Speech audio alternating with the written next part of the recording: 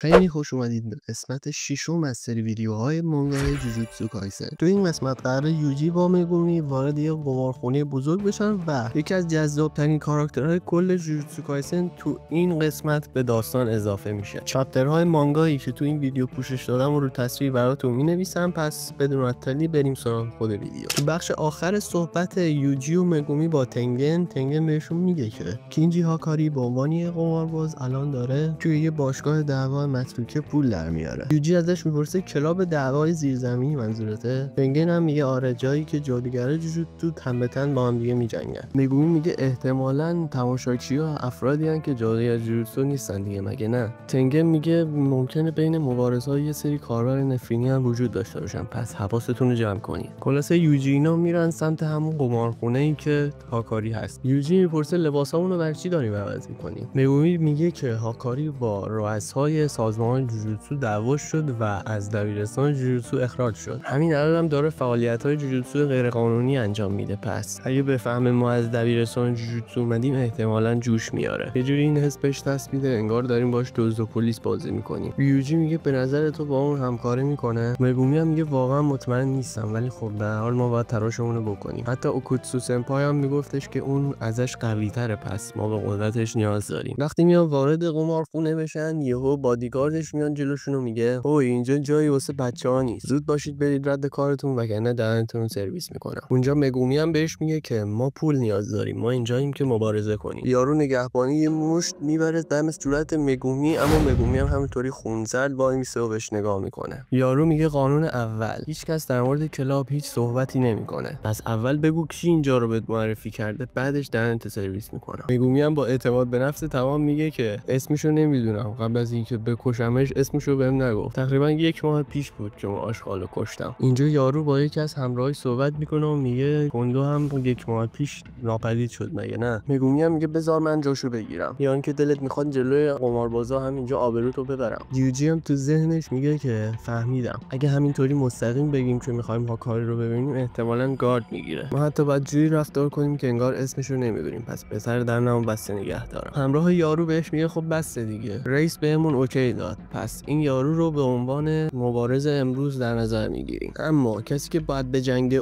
اونو که میگه به ایتادوری یوجی اشاره میکنه. مگومی هم تو ذهنش میگه آره اگه اون بره به جنگ خیلی هم بهتره، ولی جلو یارو میگه که نه حتما من باید باشم. یارو هم میگه رئیس از تو خوشش نمیاد، اگه نمیخوای کلا برنامه‌مون کنسله. مگومی هم میگه خیلی خوب پس قبول میکنیم. بعد که از جلوشون میرن یوجی بهش میگه که مگومی این همه چرت و پرتی که گفتیم ریسکی نیست؟ مگومی هم میگه نه لزوما، اگر کاربر نفرین اونجا در حال جنگیدن باشن قطعا برامون بازدهی داره. یوجی هم میگه احتمالاً اونم دور و برمون هست، اگه داشته از طریق دوربینا بهمون نگاه میکرده پس احتمالاً خودش هم اونجاست. مگومی بهش میگه تو وارد فایتا شو و از داخل یه سرگوشی آب بده، منم تلاشمو میکنم که به پارکینگ اینجا نفوذ کنم. شاید فکر کنم اونا منتظرم ببینن که هدف من دقیقاً چیه. اگه موقع نفوذ به پارکینگ مچ منو بگیرن احتمالاً هیچ شانسی وجود نداره که به تو اعتماد کنن و ما فرصت دیدن هاکاری رو کلا از دست میدیم. یوجی هم میگه میتونیم از زور استفاده کنیم بالاخره. مگومی هم میگه درسته، ولی این باید آپشن آخرمون باشه. ما فقط اومدیم اینجا که از هاکاری درخواست کمک کنیم. میخوام از هر چیزی که تو ارتباطمون تاثیر بذاره فاصله بگیری. احتمالاً قراره کل امروز رو دروغ بگم، اما خب دیگه زمانی نمونده که بخوایم تلف کنیم، چون زمانی که سومیکی بخواد وارد بازی قتل بشه خیلی زود داره فرا میرسه. یوجی هم میگه الان دقیقاً ساعت 5 بعد از ظهر و روز 10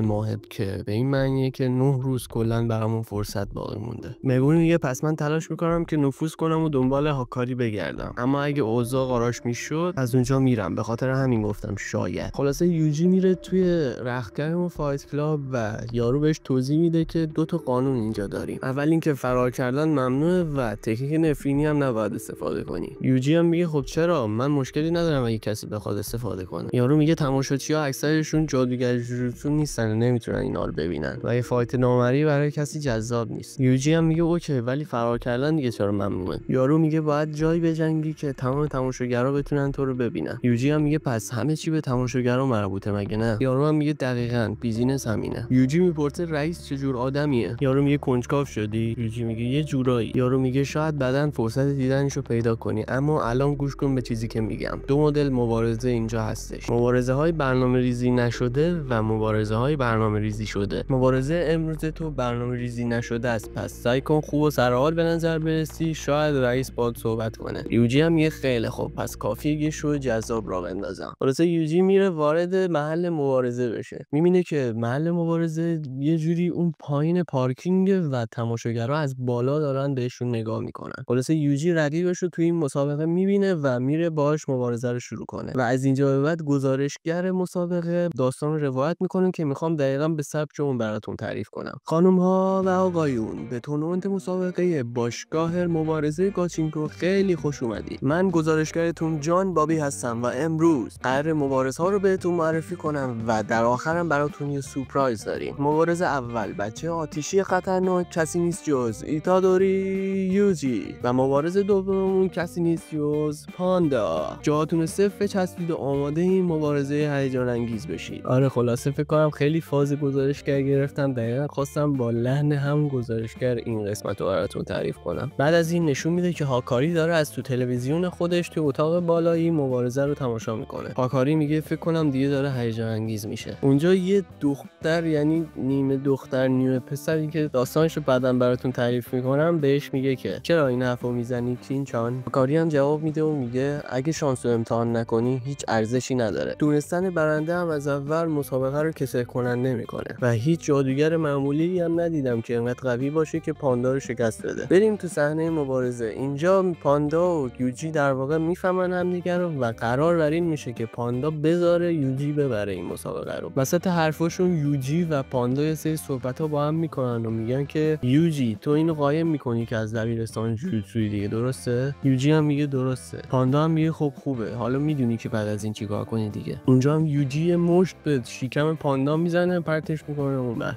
پاندا تظاهر میکنه که مثلا خیلی آسیب رسونده بهش. اونجا پاندا میگه این دیگه چه مشتی بود، نمیتونم درست حرکت کنم، قطعا سازمان حمایت از حیوانات از این مشتت به راحتی نمیگذرن. گزارشگر هم داد میزنه و میگه بنده امروز ما کسی نیست جز ایتادوری یوجی. اونجا هاکاری به یکی از نگهباناش زنگ میزنه و میگه بعد مسابقه ایتادوری یوجی رو بیار پیش من. مبارزش خیلی خوبه، جوریه که قشنگ میتونه تماشاچی‌ها رو هیجان زده کنه. میتونم یه برنامه مبارزه خوب براش بنویسم و همونطور که همیشه گفتم میخوام تا تنور داغ نونمو بچسبونم. یارو نگهبانش هم میگه خیلی خوب متوجه شدم، اما با اون یکی بچه دیگه باید چیکار کنیم؟ منظورش مگومی بوده و مگومی هم اونجا لای تماشاچی‌ها بوده قایمکی و داشته به حرفاش گوش میداده. فقط گوش به زنگ باش. به کیرارا هم میگم که امنیت اونجا رو فعلا مهیا کنه. بچه‌ها این دختر یا پسری که همراهش هست اسمش کیراراه و دیگه چاره نیست دیگه، اسم بدی داره مجبورم بگم. هاکاری در موردش میگه خیلی هیجان انگیز بود. آخرین باری که همچین چیزی رو حس کردم زمانی بود که دوست دخترم با کارتم رفت خرید و کل پولامو خرج کرد. کیرارا هم بهش میگه در مورد دوست دختر قبلیت حرف نزن. بعد از مسابقه پاندا و مگومی یه گوشه قایمکی همدیگه رو پیدا میکنن، شروع میکنن صحبت کردن. پاندا میگه به نظرت ایتادوری میتونه با هاکاری ملاقات کنه؟ مگومی میگه آره، اما شما چرا تا حالا ندیدیش؟ پاندا هم میگه خب من میدونم کجاست، اون همیشه توی اتاق مانیتور توی سقف ساختمون قرار داره، اما نمیتونم بهش نزدیک بشم. مگومی بهش میگه چرا خب نمیتونی نزدیک بشی؟ پاندا بهش توضیح میده و میگه فرقی نمیکنه اگه راه برم یا بدوم سمت در، هر چی میرم سمتش انگار نمیتونم بهش نزدیک‌تر بشم. یه جوری شبیه تکنیک نفرینی گوجو ساتورو میمونه، احتمالاً تکنیک نفرینی کیرارا، اما باز ازش مطمئن نیستم. مگومی ازش میپرسه کیرارا اون سال سومی یه پسر دیگه مگه نه؟ پاندا میگه آره پسره. تو چپتر قبل دیدیم که چه جوری خودش رو به هاکاری می‌آورد، اما خب یه جورایی ترانسجندره، یعنی این جدیدا چی بهش میگن؟ چی بود؟ تامبوی،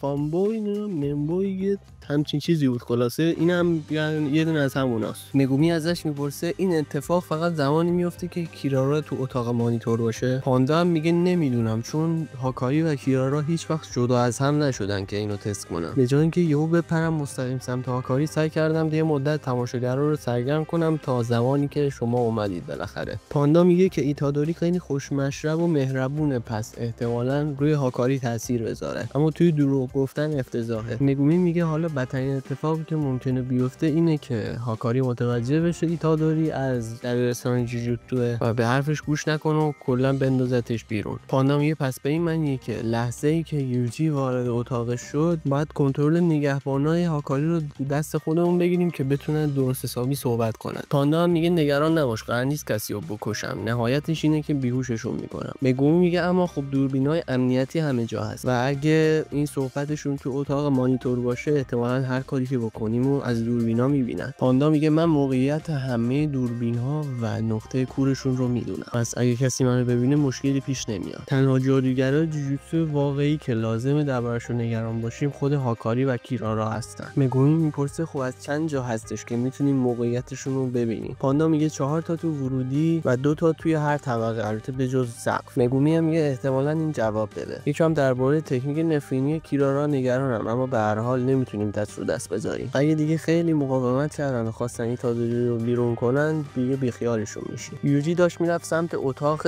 هاکاری و کیرارا اونجا همراهش بود. یوجی به کیرارا گفت خوشحال به نظر میرسی. کیرارا هم گفت آره، وقتی میبینم اون دوباره هیجان زده شده خوشحال میشم. و اونجا مگومی رو میبینیم که رفته توی سایه یکی از نگهبانا و تا میاد حرف بزنه یا زرتی میگیره خفتش میکنه. خلاصه دونه دونه میره تو سایه هر کدوم و توی نقطه کور دوربینا خفتشون میکنه. پاندا از قبل میدونست که توی پله‌های اضطراری دوربین مدار بسته نیست، پس 2 نفرم اونجا خفت میکنه و بیهوششون میکنه. خلاصه پاندا و مگومی دوتایشون با هم میرن رو سقف که از بالا اتاق مانیتور رو ببینن. مگومی هم میگه پاندا سنپای همه چیز اوکیه، یه وقت دردسر برامون درست نکنه. پاندا هم میگه نه مشکلی نیست. حالا همونجا زرتی و کیرارا اونا رو میبینه. کیرارا هم با خودش فکر میکنه، میگه این پسر همون موسیقی است که اون پایین دیدم. اگه با پاندا تونسته این بالا بیاد نکنه اون از دبیرستان جوجوتسو باشه. کینچان پس الان توی خطره. تا میاد کیرارا این تلفنشو در بیاره که زنگ بزنه به هاکاری، یهو مگومی این شیکیگامی سگش رو فعال میکنه و بهش میگه که به کیرارا حمله کنه. اما در کمال تعجب میبینیم که شیکیگامی قبل از اینکه به کیرارا برخورد بکنه پرت میشه سمت خود مگومی. مگومی هم با خودش میگه اگه چیزی که پاندا سنپای میگه درست باشه احتمالاً سگم نتونسته از اونجا جلوتر بره. کیرارا با خودش میگه پاندا رو از قبل مارک کردم. پاندا هم داد میزنه و میگه اتاق مانیتور. کیرارا داره سمت هاکاری برمیگرده. اونجا بهش میگه که کیرارا وایسا، ما دشمنتون نیستیم، ما فقط از هاکاری درخواست داریم. مگومی سگه رو میفرسته جلوی در اتاق مانیتور و ستایی محاصرش میکنن. و اونجا مگومی میفهمه که خود کیرارا هم جلوتر نمیتونه حرکت بکنه. اینجا یهو مگومی پرت میشه سمت سگش و میگه که ما نمیتونیم بهش نزدیک بشیم، اما یه چیز فراتر از اینم هست. حالا من و سگم نمیتونیم از هم جدا شیم. این دیگه چجور تکنیک نفرینیه. و زیرکی به اون نشون میده که پشت پاندا یه علامت ستاره‌ای هست که دربارش جلوتر بهتون صحبت میکنم که دقیقاً چیه. اما یوجی وارد اتاق هاکاری شد و صحبتشون رو با هم شروع میکنن. کاری بهش میگه ایتادوری یوجی، باور میکنی اگه بهت بگم با روزی فقط 1 ساعت کار کردن میتونی ماهی 1 میلیون ین به دست بیاری؟ تو قسمت بعدی کامل به صحبت‌ها و شخصیت پردازی هاکاری میپردازیم و میفهمیم که هاکاری بالاخره متقاعد میشه که تو بازی قتل عام بهشون کمک کنه یا نه. قسمت 6 همینجا تموم میشه. اما نظرتون چیه اگه بگم 10 قسمت اول مانگای جوجوتسو کایسن رو همین الان میتونید یک جا ببینید؟ شما فقط با پرداخت کردن 320,000 تومان میتونید وارد کانالی بشید که توش 10 قسمت اول مانگای جوجوتسو کایسن به صورت کامل و یک جا همین الان هستش، با همین حالت و شیوهی که خودم تا حالا براتون تعریف کردم. تنها کاری که باید بکنید اینه که به این شماره‌ای که تو تصویر گذاشتم توی تلگرام پیام بدید که بتونید 10 قسمت اول رو همین الان به صورت یک جا ببینید. دمتون گرم برای بس که تا آخر این قسمت همراه من بودید. فراموش نکنید که کامنت بذارید. کامنت ها رو بچه‌ها بتر کنید